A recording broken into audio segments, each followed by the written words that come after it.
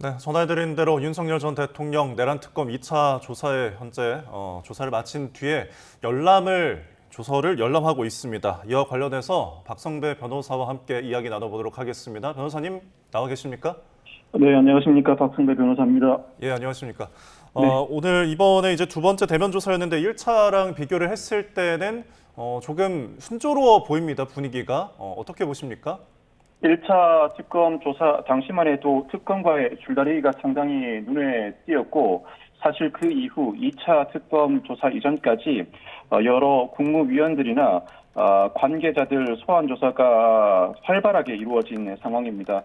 아마 즉 첫 질문부터 윤 전 대통령 입장에서는 상당히 수사가 누적된 상황에서 당혹스러울 수 있는 질문이 나왔을 가능성이 높습니다.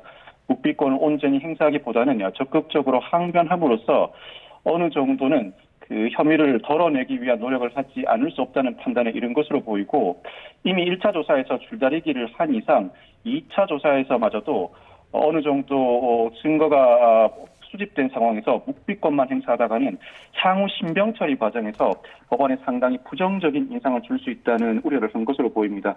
이에 따라서 오늘은 비교적 원만하게 오전 오후 조사가 이루어진 것으로 전망됩니다. 네, 실제 조사 시간만 따지면 1차 조사 때보다 이 조사 시간이 길어진 셈인데요. 오늘은 1차 조사 때와 달리 경찰이 아닌 특검 소속 검사들이 또 직접 조사에 나섰습니다. 그 이유는 뭐라고 보십니까? 무엇보다 체포영장 집행방해가 2차 조사의 소두 부분이라고 할 수 있는데, 첫 조사부터 굳이 줄다리기를 하고 싶지 않은 마음은 특검도 같은 마음이었던 것 같습니다.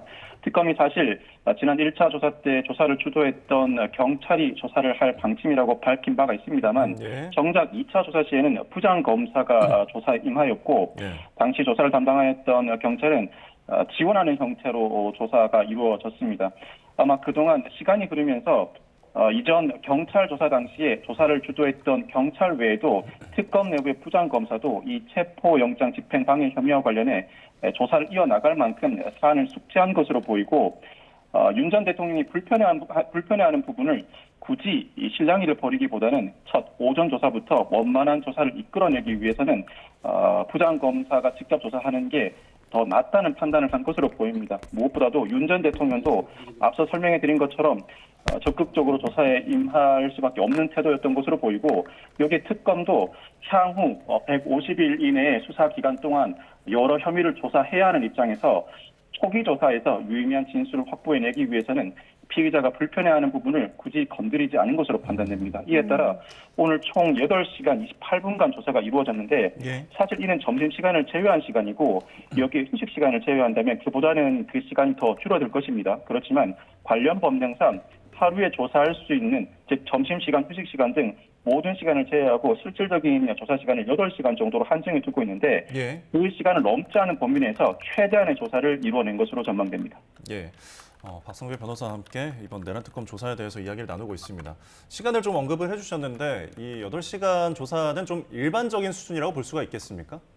8시간 조사는 일반적인 수준이라고 볼 수 있습니다. 사안이 상당히 단순한 사안인 경우나 한 번 조사를 마친 이후에 보강 수사라면 오전 조사로 가름하거나 오후 서너 시간 조사로 가름하는 경우도 상당히 많습니다만, 사안이 복잡하고 피의자의 여러 혐의에 대한 전반적인 조사가 이루어져야 할 상황인 경우에는 오전 9시 내지는 10시부터 조사가 시작돼 오후 6시, 7시까지도 조사가 이루어지는 경우가 상당히 일반적입니다.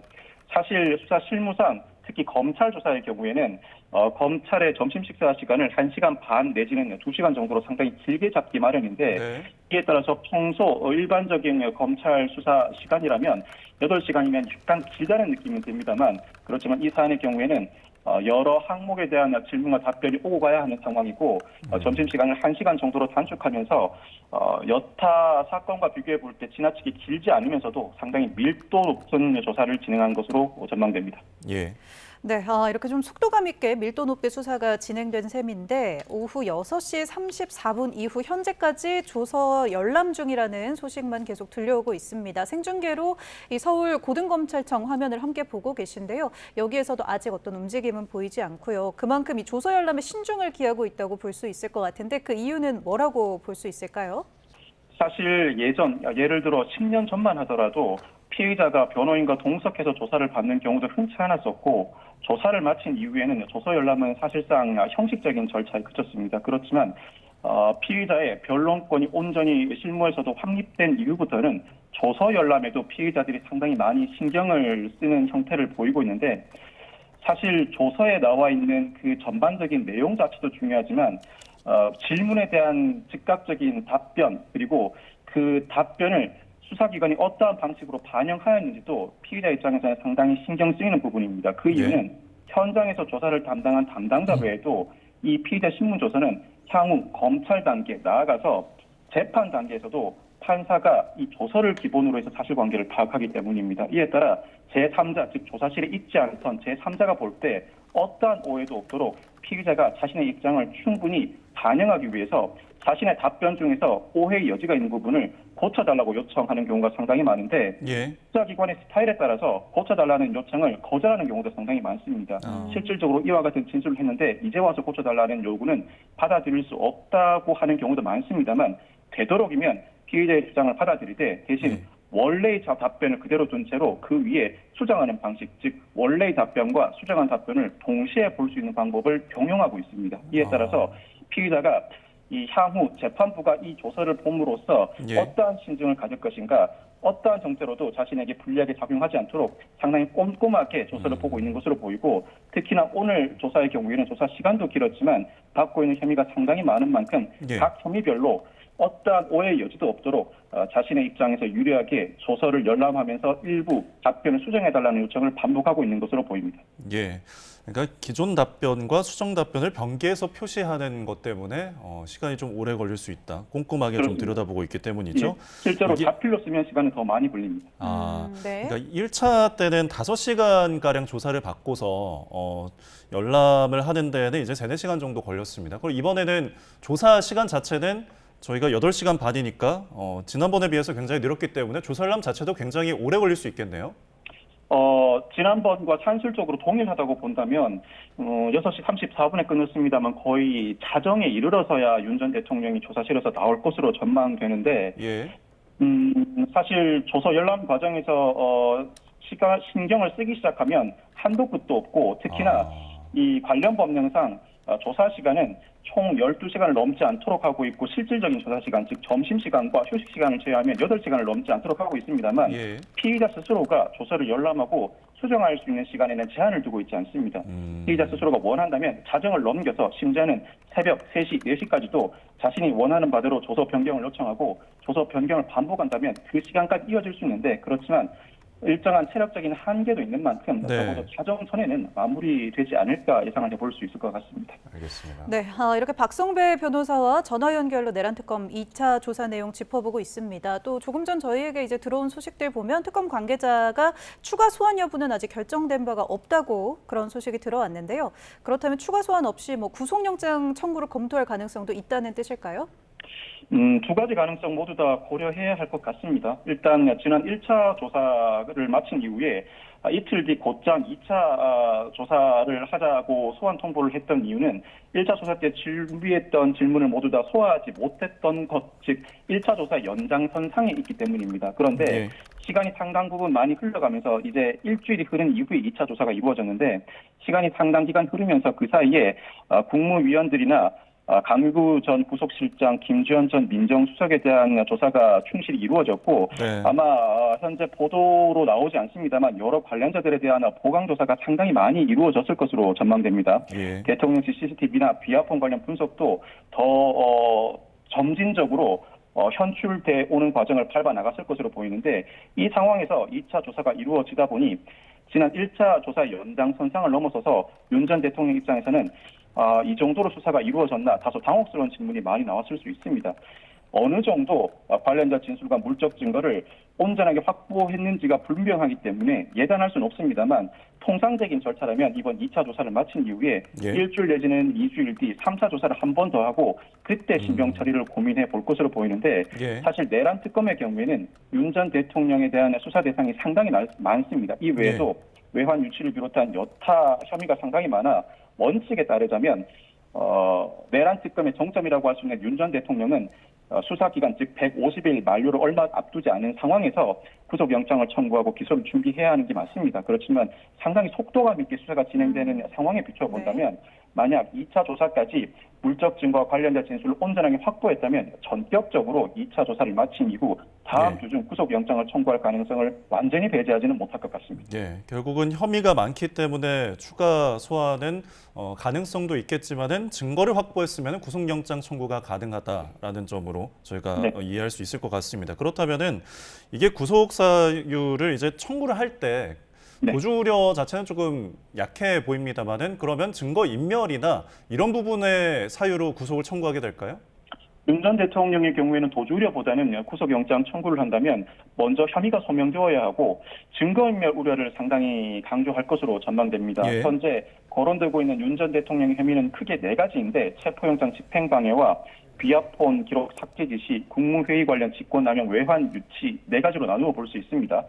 이 혐의들 중에서 특검은 전격적으로 구속영장을 청구한다면 예를 들어 외환 유치처럼 아직까지 수사가 다른 혐의보다는 온전하게 진전되지 못한 부분은 제외하고 구속영장을 청구했는데 그중 일부 범죄 혐의에 대해서 다툼의 여지가 클 경우에는 구속영장이 기각되는 경우가 상당히 많습니다. 상당히 혐의 입증이 어느 정도 무르익은 혐의만 추출해서 구속영장을 청구할 것이고 이때는 무엇보다도 증거인멸 우려를 강조할 것으로 보이는데 예를 들면 예전에 김성훈 전 경호차장은 체포영장 집행 방해 등 혐의로 구속영장이 청구되었음에도 불구하고 구속영장이 기각된 바가 있습니다. 그때는 상당히 경찰이 구속영장을 신청한 때로부터 기간이 오래 경과되다 보니 이제와 도주 우려가 있다고 보기 어렵다는 점, 나아가서 관련자들 진술과 증거가 어느 정도 확보되어 있다는 이유로 증거인멸의 우려가 없다는 사유를 들었습니다. 그렇지만 김정은 전 경호차장과 윤 전 대통령은 그 지위나 입장을 동일하게 보기는 어렵습니다. 윤 전 대통령은 김정은 전 경호차장과 달리 여러 인물들과 인적 관계를 맺고 있고 상황에 따라서 체포영장 집행 방해 외에도 비아폰 기록 삭제 지시나 국무회의 관련 직권남용 등 밀접한 인물들과 이 사건 수사를 동시에 받고 있는 만큼 증거인멸 우려 가능성을 좀 더 높게 고려해 볼 수 있습니다. 이에 따라서 범죄 혐의 소명이 상당히 이루어진 부분을 추출해내고 이를 토대로 윤 전 대통령의 지위나 지금까지의 조사 태도에 비춰볼 때 증거인멸의 우려가 상당히 높다는 취지로 구속영장을 청구할 수 있을 것 같습니다. 네, 오전에는 이제 체포 저지 혐의 조사가 모두 이루어졌다고 특검 측에서 밝혔고 오후에 이제 조금 전 말씀하신 것처럼 외환죄 또 국무회의 관련 내용에 대한 조사가 진행이 됐는데 이번에 국무위원들이 모두 피의자 신분으로 조사가 된 것은 아니고 참고인 신분으로 출석한 국무위원들도 있었습니다. 참고인 신분이라는 부분이 좀 중요한 이유가 있을까요?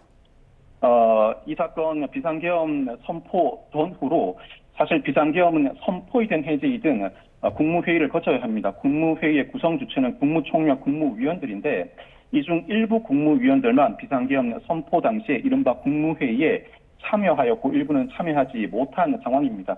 이에 어떤 의도가 있는지를 가려내는 절차를 밟고 있는 것으로 보입니다. 즉 일부 국무위원들을 국무회의에 소집해 비상계엄을 선포하게 이르렀다면 이때는 참석한 국무위원들은 비상계엄 선포, 즉 내란죄 방조 혐의를 고려해 볼 수 있고 국무회의에 참석하지 못한 국무위원들의 경우에는 애초에 윤 전 대통령 측이 국무회의에 참석하라는 통지를 하지 않았거나 일정한 사정에 기해서 참석하지 못했을 것입니다. 이들은 국무위원으로서 국무회의 심의 권한이 침해된 만큼 윤 전 대통령의 직권남용 권리행사 방해 피해자라도 볼 수 있는 상황입니다. 즉 동일한 비상계엄 사태의 국무회의의 구성원들을 두고도 어떤 사람은 내란의 방조, 어떤 사람은 직권남용 권리행사 방해 피해자로서 옥석 가리기를 해야 하는 상황입니다. 이에 따라서 내란 특검은 실제로 국무회의에 참여했던 국무위원들뿐만 아니라 참여하지 못했던 국무위원들에 대한 조사도 이어나가고 있는데 상황에 따라서는 내란 방조 혐의자도 더 그 범위를 확장할 뿐만 아니라 국무회의에 참석하지 못한 국무위원을 상대로 직권남용 권리행사 방해죄 피의자로 의율함으로써 윤 전 대통령의 혐의를 추가하고 결국은 윤 전 대통령이 자신과 어느 정도 생각의 일치를 이루었거나 사전 교감이 있는 이들만 불러 모아서 국무회의를 하였다. 그 자체가 내란을 획책하였다는 혐의로 이어질 수 있습니다. 그 요건을 무리하게 갖추고 그 절차를 무리하게 끌고 나가기 위해서 이와 같이 비정상적인 방법으로 비상계엄을 선포하기 이르렀다는 결론에 이름으로써 현재 진행되고 있는 내란 재판에서도 유리한 고지를 선점하려는 특검의 의도가 숨겨져 있는 것입니다. 그런데 특검 측에서는 모든 이제 국무위원들을 조사할 방침은 아니다라는 입장을 밝히기도 했는데 그렇다면은 이 국무위원이 내란에 대해서 비상계엄에 대해서 동조했는지 방조했는지 혹은 권리를 침해당한 피해자인지 구분하기 위해서는 앞으로도 국무위원들을 좀 추가로 소환해서 조사할 가능성이 있어 보입니까? 모든 국무위원들을 소환해서 조사할 필요는 없습니다만 일부 국무위원들, 예를 들어서 애초에 연락조차 받지 못했던 국무위원들이나 특별히 윤 전 대통령이 비상계엄을 선포하겠다고 했을 때 평소 태도에 비춰볼 때 강력하게 반대할 만한 국무위원들에 대한 조사는 직접 소환 조사를 할 가능성이 높아 보입니다. 물론 어떤 사건이 있을 때 모든 피해자를 직접 불러서 조사를 해야 할 필요성은 없습니다. 그렇지만 그중 중요한 피해자에 해당하는 국무위원들은 직접 불러서 조사를 할 것으로 보이고 특히 그 조사 과정에서 단순히 국무위원들의 진술만으로 직권남용 권리 행사 방해죄를 의율하지는 않을 것으로 보입니다.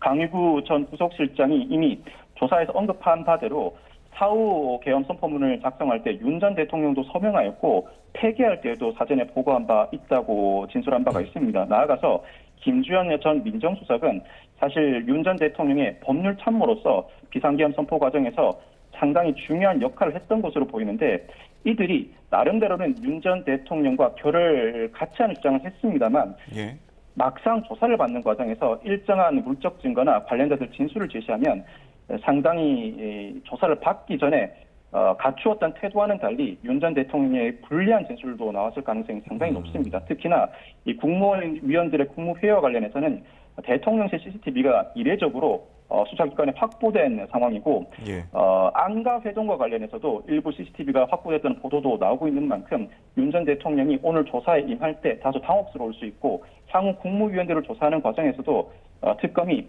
상당히 많이 확보된 물적 증거와 관련자들 진술을 토대로 직권남용 권리행사 방해죄를 상당히 적극적으로 의율할 가능성을 배제하지 못할 것 같습니다. 네, 박성배 변호사와 전화 연결로 내란 특검 2차 조사 내용 짚어봤습니다. 전화 연결 여기까지 말씀 듣겠습니다. 고맙습니다. 감사합니다.